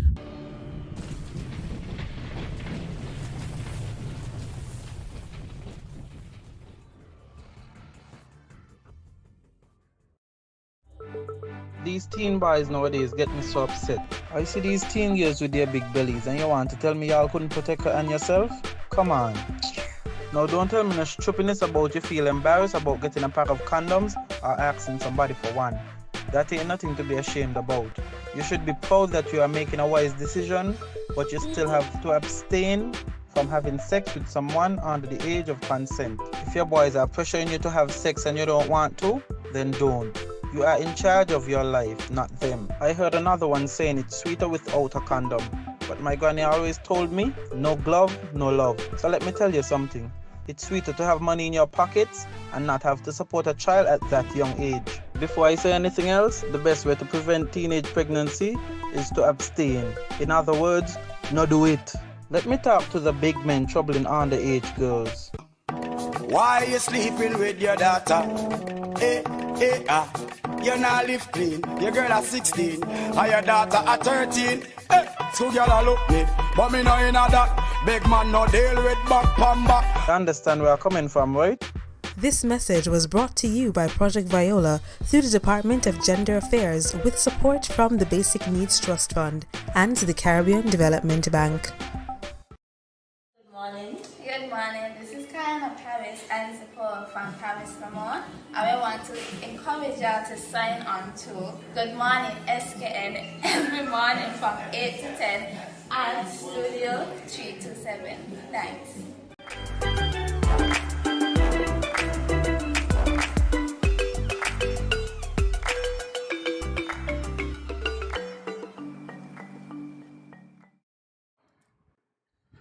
Welcome back to Good Morning SKN. So from Monday to Friday, 8 a.m. to 10 a.m., you tune in to Good Morning SKN to see, oh, this is such a lie, our lovely faces, really? My face is lovely. I don't know what Jamie's talking about. If he wants to call his face not unlovely, mine is Listen, gorgeous. it's still plural. Our lovely faces, really. Yes, wow. our faces are lovely. Well, guys, if that's what you tune in for, well, that might explain a lot of things. Sorry, no. Anyway, both Cortensi and I can wholeheartedly tell you that being a host of a daily TV show is, I don't know, catch-22. Is it easy? Is it not easy? There's a lot that goes into it. It's not an easy feat because there's a lot that goes into it. There's a lot that goes into it. Yeah. Sometimes you do it naturally, sometimes you do it. It depends, right? So we're going to get to sometimes you're actually acting like I'm pretending. But right now, like, I want to sleep. Yeah, so something like that, yeah. Oh, you got sleepy eyes. I see. All right, well, I'm sleepy eyes. I'm just saying. I'm just putting it out there. It is what it is, right? Hey, who knows what's going on? What are we doing right now? We're hosting, and we don't have a clue what the next one's going to say. Anyway, for those of you who may be wondering, you know, we're going to let you know what it really takes to be a host as if we are experts. We're just people on the job getting what do you call it? OTJ, on the job training, On right? the job training. There you go. But if you want to listen to us, tell you about our Listen experiences. to us. We're giving you great advice. Really? From our point of view. You're But also that's from looking our at, point of view. If you take what we said before, you're also looking at lovely faces. I already that's what I said about Faces that. are lovely. What are you saying? Wow. Okay. There you go. Is that the first rule? Lie? I'm just kidding. Now you're making me make faces that aren't lovely. There you go. Oh Honesty. my gosh, the things that happen on live morning television when Jamie's your co-host. Yes. So we're going to start off with discipline. So if you want to be a morning host, in my eyes, you have to be one that is okay with waking up at the crack of dawn. So early. A few months back, I would get up at 4 to exercise at 4:30 so that I'd be hyped and pumped and ready to come. But I've been struggling recently because I've been extremely tired. Yeah, but I would say you still have to discipline yourself to get up and show out, even if you have to act. Wow, that explains a lot. Wow, that's why that was your point and not mine. Now I know. Wow, this one really, you love to get up at the crack of dawn. Yeah, You sorry. don't like waking up early? No. I Absolutely thought he was not. a morning person. Absolutely not. Really? Oh, So you wake no. up with an alarm every day? I wake up grumpy every day. Okay, I'm like, is so it we have to time? give you It is ungrump- too early. Ungrumpy. No, roll over. I have blackout curtains, and when I start to see light coming through, I go, no. How does light still get you your blackout curtains? That mean you're not closing them properly at night. No, I close them properly. I've just had them for You a mean the long holes time. at the top? Oh, so they're no longer blackout, they're lights in. Whatever you say. Whatever you say. I know in the middle of the day, my room is going to be like pitch black. Seriously. Yeah, I enjoy Anyway. blackout curtains for that. Discipline, you say. Okay, so I'll give you that one, discipline. Okay. Wow, interesting. What's yours? All right, for me, I would definitely say that my first point is to have interest. And that interest has to be genuine. You have to be interested in the job. Yes. You can't fake interest, right? You either are interested or you're Or not. you're You might not, try to fake it, but then you're not going to get there. Yeah. And there's a certain level of authenticity that accompanies that because Yes. you're interested in the job, but you're also more than that. Especially when you're interfacing with people, you're interested in what they have to say Indeed. in their stories. Yeah. So that to me is my number one. Be genuinely interested. Yes. And you say that, and that's so right, because you have to listen keenly. Mhm. Yeah. And that's the thing. You don't want to like listen to be like, well, I'm listening because I have to. listen. You actually want to listen because it is worth listening to. Yes, exactly. And you want to understand what's being shared with Yes. you. And that's the thing. So, and again, a lot of these things are automatic. It's not like you're thinking, oh, check box, genuine interest, check box, discipline. Yeah. It's not that at all. Yes, it's just the way exactly. that it is. I guess you have to have certain personality traits, of course, that would Yes. inform how well you're being a host or not. Exactly. Amicability, look at this. A morning show must display a likable demeanor to be able to connect with all genres of people or persons. Well, guys, I apologize. Really? If you were just making, yes! Really? You know you're going to have those persons that gravitate you, Yeah. or you can get more to gravitate you, and then you have those that will just be like, oh no, I don't like his or her vibe, or blah, blah, blah. So yes, you have to have that amicability. Really? You have to have some form of like, Now I look, know. Sugar Bowl. Now I know. Everybody loves Sugar Bowl. Everybody Now loves I know. EK. You No, know why? I'm pretty Because sure they they've got have haters. the amicability. I'm pretty sure they've got haters. Everybody has haters. Just put it out there. But 90% loves both of them. Ooh. Yeah, Sister The Cynthia source of have your a research? fan. Stand down. Love Sister Cynthia, by the way. Exactly. So Love everybody Sister has their Cynthia. From where she fans. was here, she's like, Yeah. I like you. I'm like, yeah. Love Sister Cynthia. Never forget. Yeah, so you have to have Yeah. some form of. Look at that. Everybody scattered past you on the afternoon, Jimmy. You sure you can hear EK voice in there? Because he's keeping the vibe. He's keeping the vibe. Yeah, he's okay. keeping his likability. So he's also controversial, and a lot of He people like is, that. but I think his amicability outshines his controversialness. Listen, here's the thing, right? Because if we go back through what you wrote about, being able to connect with people of all genres and having a likable demeanor, here's the thing. I've already said it here. I'm not intending to offend anybody, but I really don't care. This is not stuff that I think about. I'm not thinking about, are you going to like me when I say whatever? I am genuinely being myself. What? If you like, and that's the thing, when you're dealing with controversial hosts, they don't care either. Exactly, and that's why people pay attention. Look at Donald Trump. He is really good at attracting attention, maybe you would say for a lot of the wrong reasons. But he just doesn't care. It's like that exterior is impenetrable. Maybe he cares, but we don't know. Himself. Maybe he's just You pretending can see Donald not Trump to care. pouting at night on his silk sheets or satin sheets going, they don't like me. They don't like me. You were really... Oh, we don't like, know. We're not behind that door with the silk sheets. Huh? You remember Melania's jacket? I don't care. Do you? There you go. That says it all. Oh, okay. Amicability. I'll take you with amicability, but I would say again, it's not something that I'm going, oh, I've got to be like, no. I guess you have to do it. The other thing is that I'm not going to be like, boy, I want everybody to like me. So this is a show that appeals to a lot of people. So I've got to be trying to appeal to a lot of people. You know what it is? Yeah. Honestly, but at least there's some likability to you. Honestly, Cortensia, because I realize now I'm diverting from everything that I wrote. But seriously, it's like, this is me. I'm giving you multiple points because I was asked to do that, but really, I show up and take it or leave it. You're going to get Jamie. This is me. So you don't have to look through any sort of facade and be like, wow, is it real? If you like it, that's great. If you don't, move on. That's wonderful. Life goes on. As we continue, curiosity is my point, right? You've got to be curious. You've got to be curious about the subject matter. Genuine curiosity. Yeah. Because if you, and this is the thing, I would say that hosts, in a lot of ways, and I made this point so many times before, not necessarily here, but I did say it before, that media is subjective. A lot of times we don't think about the fact that what comes up on the screen has actually been selected by people beforehand. And so those people determine what you see. So it's not necessarily objective. It is subjective because people make decisions behind the scenes as to what you are actually going to be thinking about when you turn your television on or your radio on and, oh, this is a topic of the day. So genuine curiosity for me, as far as hosting is concerned, would suggest that you were the first person to determine, okay, well, what's my take on this? Is it something that I think I'd be interested in?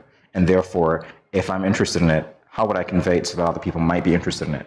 Okay. If it's not something that I'm interested in, maybe other people would be interested in it, so I might have to take the slant. But at the same time, you're walking a delicate balance because you also want to be authentic to yourself.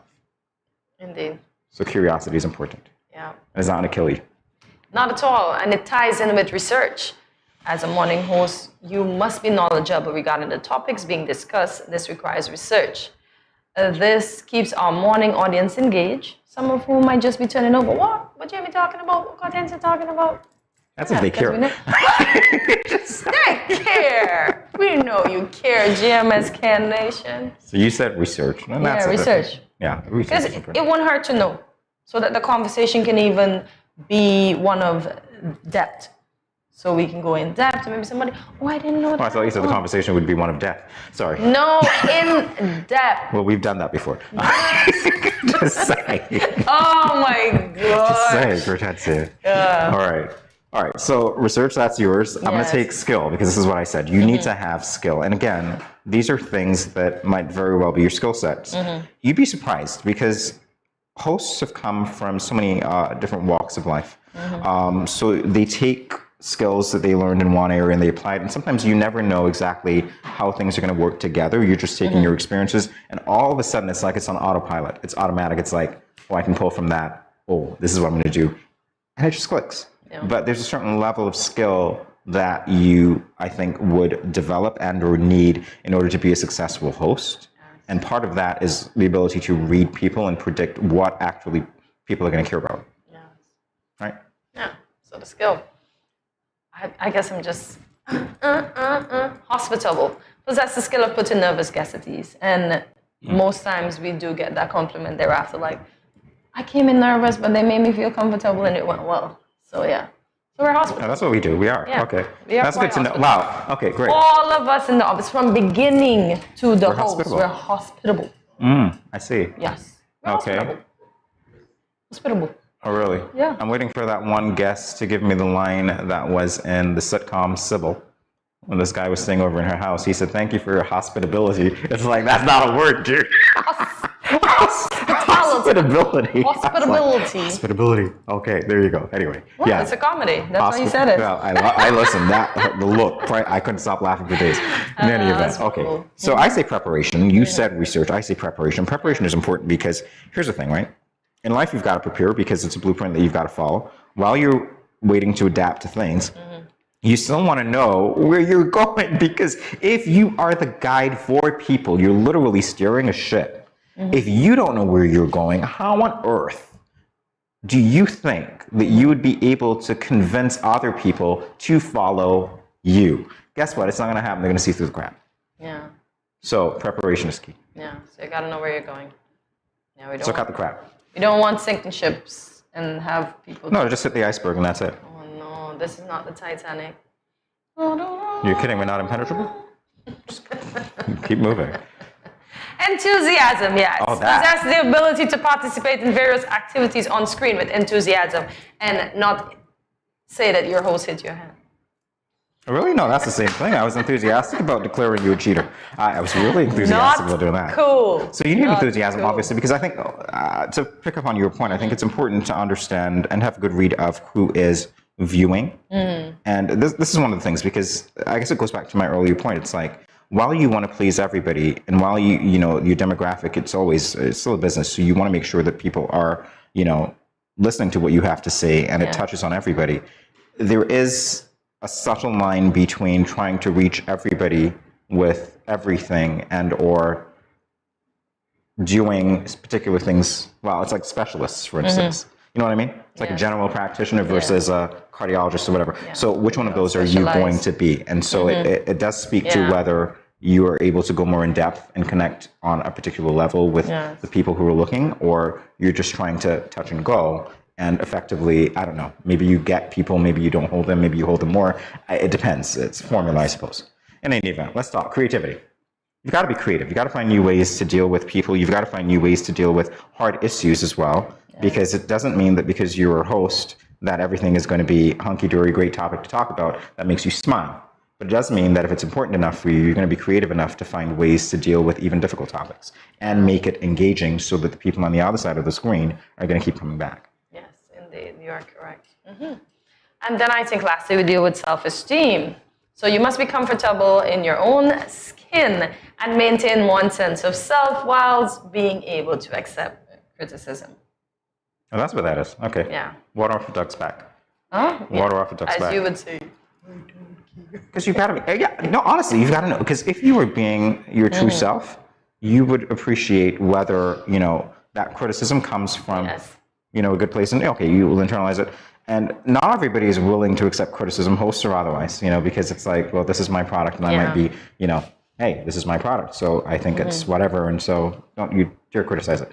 It depends, right? It depends on how it comes as well, but it might be just be you don't want criticism at all. In any event, I have a final one, which is a very important one. I wrote it down. It showed up. It's here. It's coming up. My final point, and I'm still waiting for it to transition. Awesome. Objectivity. What does that mean?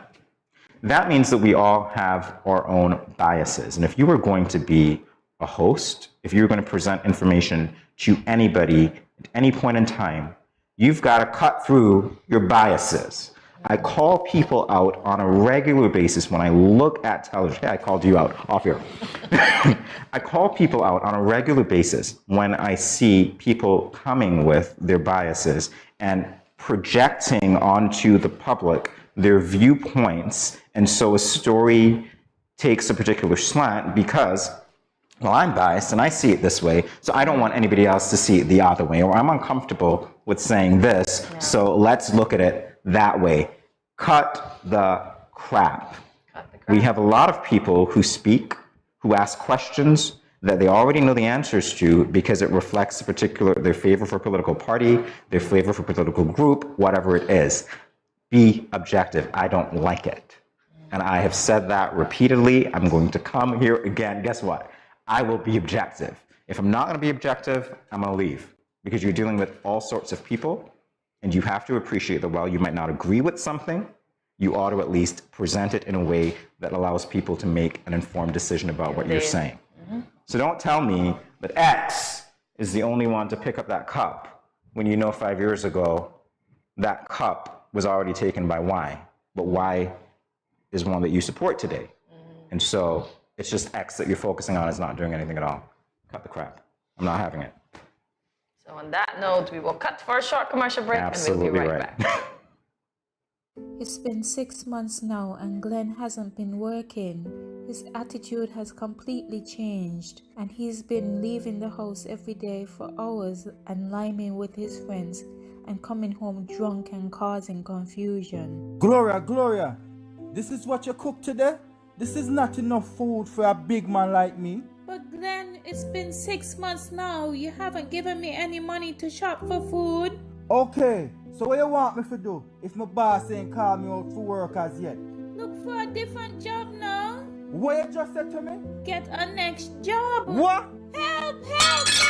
Let me Let go! go what? You just see what we happening. Let go what? Watch your mouth with me now. Every weekend mom and dad fight. When are they going to stop?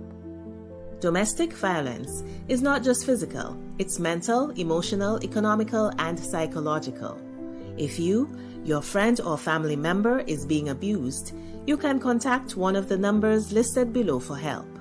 Department of Gender Affairs 662-5492, Special Victims Unit 662-7077, Counseling Unit 465-5000. This message was brought to you by the Department of Gender Affairs in collaboration with the Ministry of Health and the Pan American Health Organization.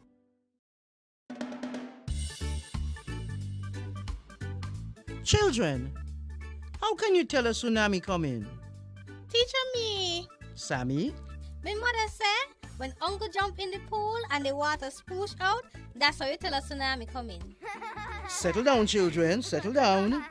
Do you remember our tsunami song? Yes!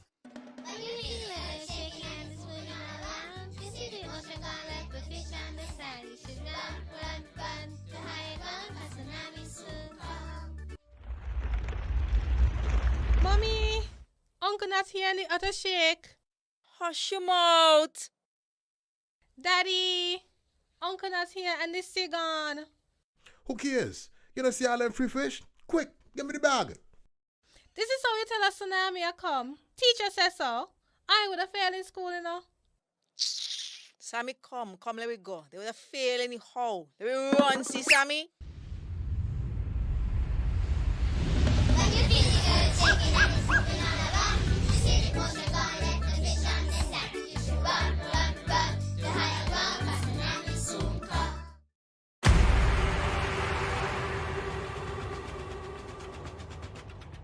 What will it take to grab the attention of someone with the power to make your dream come true?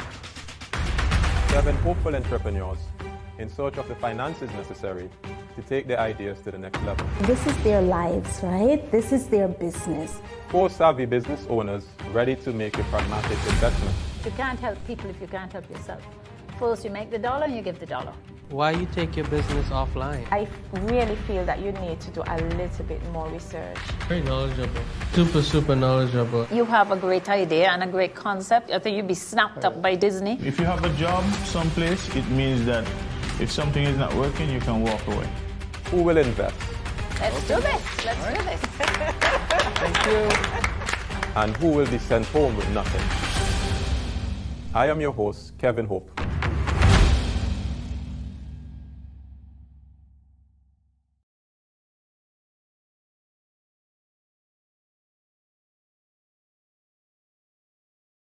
Yo, what up? It's your boy N Richie right here at Studio 327. I'm here to give you the promo that you guys need because this is something special for St. Kitts. I'm telling you, tune in to Good Morning SKN, 8 a.m. to 10 a.m. on YouTube, Facebook, and on Moment Channel 4. Also, I realize nobody else is doing this. Follow the Good Morning SKN Instagram at Good Morning SKN and the Studio 327 Inc. Instagram. Follow us on YouTube and Facebook. This is pretty long, but follow us and yeah.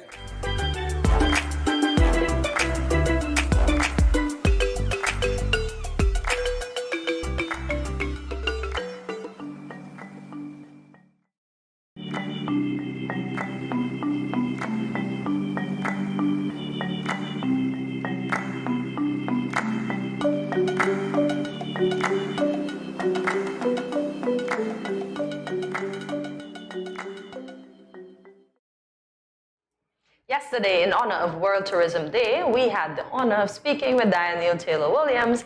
Here's how that went. Tourism is currently one of the most dynamic and competitive industries in the world.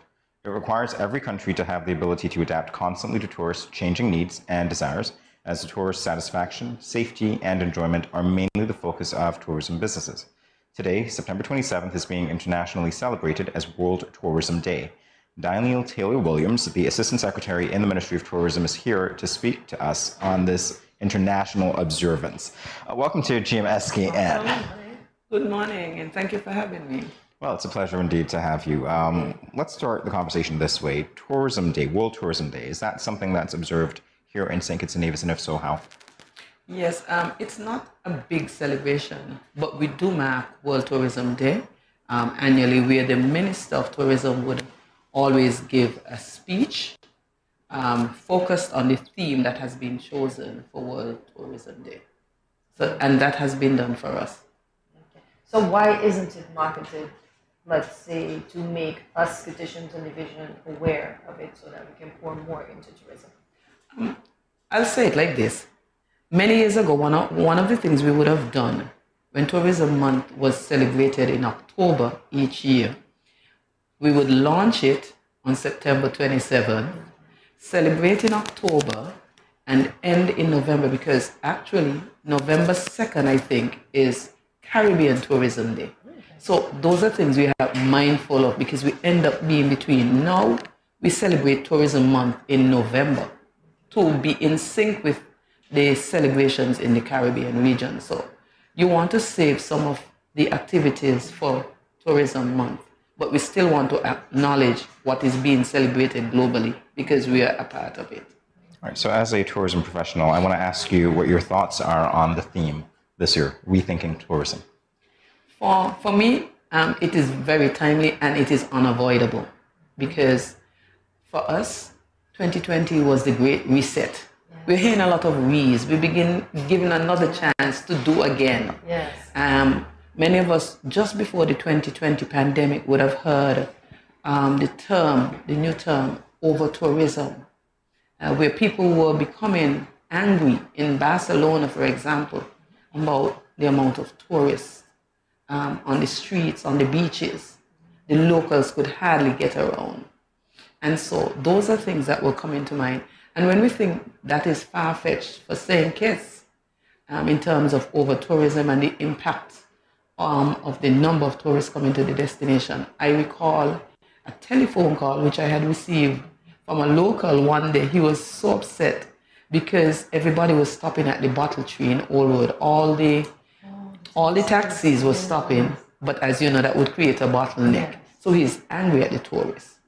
And I think when we have something like this, it helps us to rethink tourism, in the sense that we get another chance to look at the way we do things. For example, do all tours have to go westward? Can some go eastward and return on the western route? Can we start looking north in terms of the St. Peter's area and what they have to offer?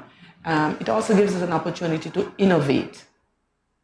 New ideas, doing the same thing. How about people, for example, using technology more to experience the destination? I know that as a result of COVID and being locked up, people want to be out more.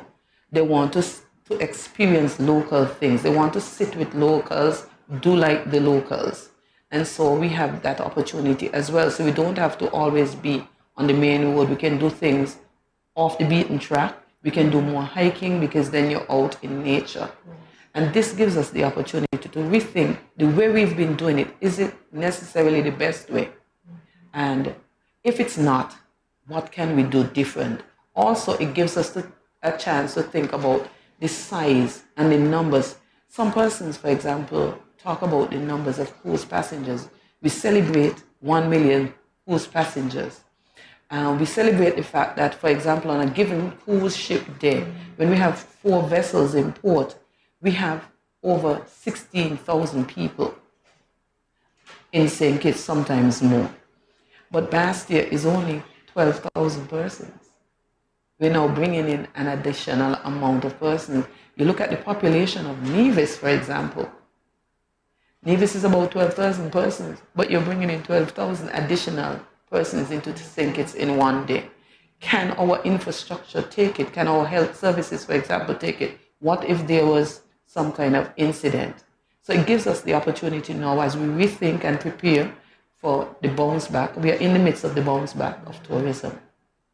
To put things in place, to make sure we do it right this time, because for some of us, we have not been doing it the right way, and we need this chance for us to think about it and recognize that tourism is not just about the visitors, it's about the locals as well. How do locals feel about what is happening in tourism? And this is where we have the think tank. It's not just the people at the Ministry of Tourism who has to contribute to this think tank. It's locals. The person on the street can have ideas because they observe things that we may not observe sitting in our offices, right? And they're also outside of the tourism circle. So it gives them a different eye. We are looking at it because we've done it all the time. And so we might be too close to it. And so it takes somebody looking from a distance to see things that we might miss. So this gives us that opportunity. So how important do you think we as locals think we are to tourism? And what advice would you have to give to us in that? I can answer that two ways. One, I'll start first with the survey we did last year. We did a residents' perception survey. How do residents feel about tourism? And one of the reasons why this was pushed is because we've always done visitor satisfaction surveys, giving more importance to the visitors' thoughts and feelings than the locals. We've decided, no, we want to hear from our locals, because in the end, especially if we're pursuing sustainable tourism, it's tourism that focuses the locals being at the center of tourism. And what we found when we did the survey is locals, especially young locals, do not feel that they're involved in the planning and development of tourism. We disaggregated the data based on age groups. Those who are 40 plus felt they were more involved, they had more of a say than those who are in the 20s. Right? And so that gives us something to look at now in terms of our rethinking of tourism. What can we do to get more people involved? We also looked at it by parishes. Some parishes felt they're more involved. And surprisingly for me, one of the parishes is an area where it's a tourism hotspot. People go there all the time, but people from that parish did not feel that they were involved in tourism. Is this Black Rock? Yes, you got Sorry, it. which one is that? Black Rocks. Okay. The area for Black Rocks, Yeah. that parish. But it means, therefore, we have work to do to make them more aware of how they can be a part, or they already are a part. Because just by being a clean neighborhood, looking out for the visitors as they come, all of these things make you a part of tourism. And if you notice things that could be done differently, you can share it with someone at the Ministry of Tourism. I want to pick your brain a little bit about the perspective of tourism and challenge my own perspective of what tourism is. Because when I think of tourism, listening to you earlier, I got the sense that you were pitching tourism to be an authentic experience as to who we are that visitors should basically immerse themselves in. When I thought of tourism before, and I'm pretty sure that many locals think like me, tourism is something that's foreign to us because it deals with foreigners, so we're not that immersed in it. It's not our product, it's something that the government does. And, we see these people and you're handling that. We're just going about our daily lives. Right. No. And I think one of the reasons you would get that from me, because my focus at work tends to be on sustainable tourism. In 2017, I was interviewed and I was asked what I would like to see. And I said, I long for the day when in St. Kitts and Nevis, when we say tourism, people will understand that we're speaking of sustainable tourism. So we don't need to explain sustainable tourism when we tell them what we are doing. With sustainable tourism, you have the locals at the center. So when we're doing it first for the locals and then the visitors benefit. So if we put in new telecommunications, it's because there's a need locally and visitors will benefit. So it's not them versus us. It's a marriage between them and us. That is what sustainable tourism is about. And that is what the Ministry of Tourism has been pursuing. In 2013, 2014, we revised our tourism strategy. And we developed a strategy which we call unofficially a poor people, poor planet strategy. Because the focus has to be on the environment in which we exist, the planet, the place, and also people. Now, people comes from two sides, because you look at the socio-cultural side of it, but you also look at the livelihood side of it. How do people benefit from tourism? Because we are giving up something as a destination. We're giving up things when we have thousands of visitors, trips into our rainforest, which we cherish.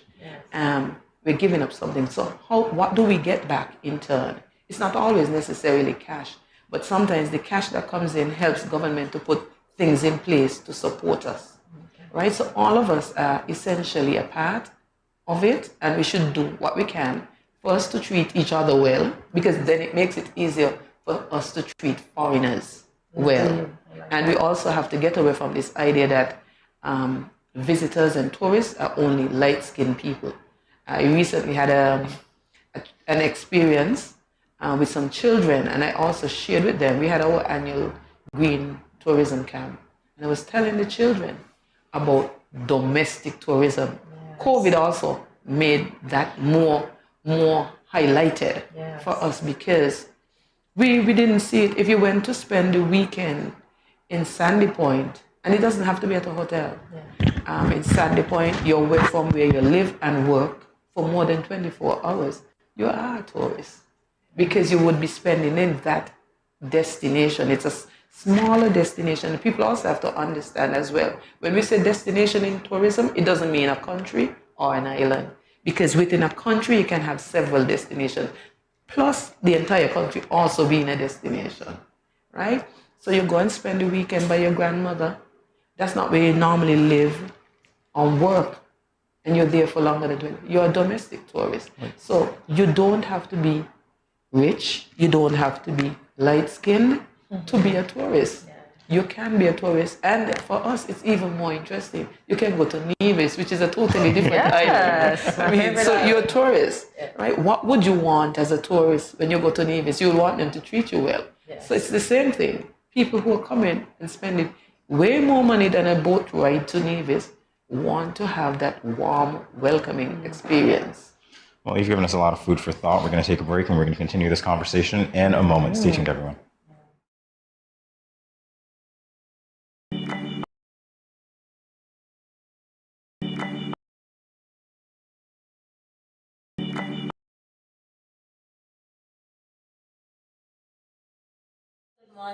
Good morning. This is Karen Paris and support from Paris, Vermont.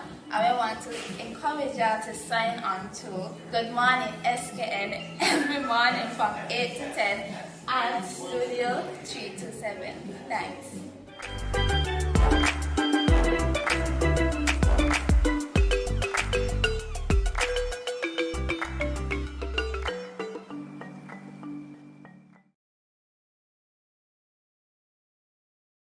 Continue our engaging discussion with Daniel Taylor, the Assistant Secretary in the Ministry of Tourism. So right off the bat, I'm going to ask, what is the difference between the Ministry of Tourism and the Tourism Association? Am I saying it correct? Authority. The Tourism Authority, and what are their collaborations? So two questions. Okay, so the Ministry of Tourism is the public agency responsible for tourism. The Tourism Authority is a quasi-government organization, actually a statutory corporation, responsible for marketing and product development for tourism. So their focus is on marketing the destination on behalf of the government. And there's some level of product development, and they're also responsible for cruise. The ministry now is responsible for policy, legislation, regulations. So that's where that is crafted. In our case, we also have some measure of product development at the ministry when you think in terms of the St. Kitts Music Festival. So the St. Kitts Music Festival, the secretariat falls within the ministry. And we also do some community tourism at the ministry level. But the real crux for the ministry is policy and regulations for tourism, being a facilitator for tourism, while the tourism authority works to market the destination, having developed or helped to develop the product. And the product includes the people. So another way of looking at it is effectively to say the ministry seems to be the ones working behind the curtain. Yes. And the ones that we see on the stage would be the tourism authority. Right, so the tourism authority is responsible for execution. Ministry comes up with the policies, the tourism authority would execute and implement those things. Well, I started in a similar program at tourism as a hospitality officer. When it became the tourism authority in 2003, I became a member of the tourism authority. I was a chief technical projects officer and then later marketing support manager. And then in 2007, I was transferred to the Ministry of Tourism to become the assistant secretary. Prior to that, Ministry of Tourism had not had an assistant secretary. We just had the permanent secretary. As a matter of fact, we would laugh. The ministry then only had the permanent secretary, the minister, a messenger driver, and the music festival. Tourism authority did everything else. Yes. So you've come a long way. Yes, yes. So I've been there quite a long time. So can you tell us some of the roles that you perform? As the assistant secretary, and mine is slightly different. My main job is to be the assistant to the permanent secretary. So I sort of deputize for the permanent secretary, but my area of focus is sustainable tourism. I am the Ministry of Tourism's Sustainable Tourism Focal Point. I'm also the chair of our advisory council, which is the St. Kitts Sustainable Destination Council. That was created in 2013. And that ties into what we're doing in terms of sustainable tourism, because what sustainable tourism really is sustainable destination management. So when you say it like that, people begin to realize it's not just about the people at tourism. Electricity has to be a part of it. Culture has to be a part of it. The private sector has to be a part of it. Civil society has to be a part of it. And that's what the Sustainable Destination Council is. It's an advisory body made up of public sector partners, private sector partners, and civil society groups, advising the ministry, doing small projects that create awareness of the need for us to be guardians of our destination. It's the only one we have, and we have to take care of it. So now I have to ask you, because when I hear things like that, obviously I think, okay, you have this mission, there's this objective that you want to achieve. What are your metrics for success? For us, I mean, we've just started. I guess you've had a little peep into our unit. And our unit is, the Sustainable Tourism Unit is basically 2 persons, aside from the council. And we are, at the present, working on our, one person said performance indicators, and I spoke to someone else and they said, oh, you're dealing with success indicators. I said to her immediately, that's the term I'm going to use. I'm not using performance. This is not a circus. We're looking at success. You are correct. Right? So we're looking at the impact. So we've done surveys. The resident perception survey that I mentioned, that's one of the things that we've done. We do training and we do evaluation at the end of the training. We have Plastic Free July. We do surveys based on Plastic Free July. We also have a campaign, which is the bigger campaign into which Plastic Free July falls, called Plastic Be Gone. So we have surveys. We're about to roll out a longer version of the survey that we used in July. And what we're going to be doing is doing a comparison of the results for this year compared to the previous years to see if there's been any change. So we use those, we use feedback from persons who would have interacted with us to measure the level of success and impact. And although many persons have not come back to us, for example, when we talk about the Plastic Free July and Plastic Be Gone, we are seeing changes.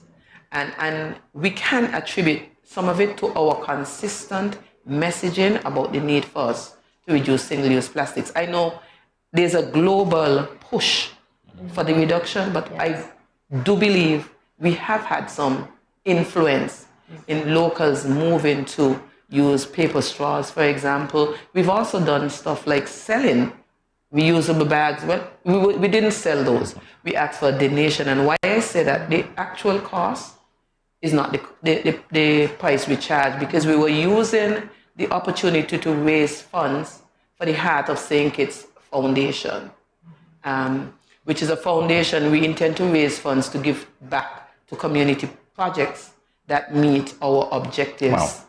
Wow. So that's what we're trying to do. We just wish more people would come aboard in terms of making contributions.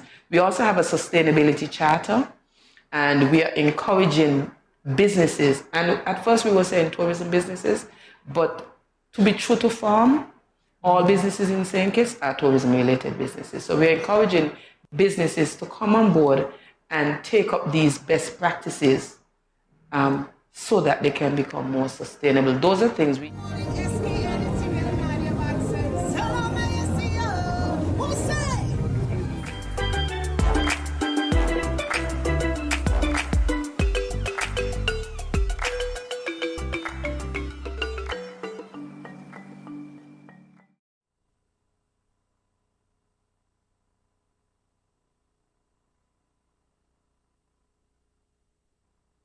Clip will be posted sometime today. We've been guaranteed. So we want to thank you guys for joining us for another edition of Good Morning SKN. Remember to follow us on our social media platforms, including Facebook and YouTube at Studio 327INC and Instagram at Good Morning SKN. Like, subscribe, follow, and share. And as we always invite you to leave us a comment and let us know what was your favorite part of today's show. And this is where we say see you tomorrow at 8 a.m. So tomorrow, Thursday, yes, when you will start your morning with us right here at Good Morning SKN, where there's a little bit of everything for everyone. As we would say, every day, all day. Thanks for watching. We appreciate you once again. See you tomorrow. Have a great day, guys.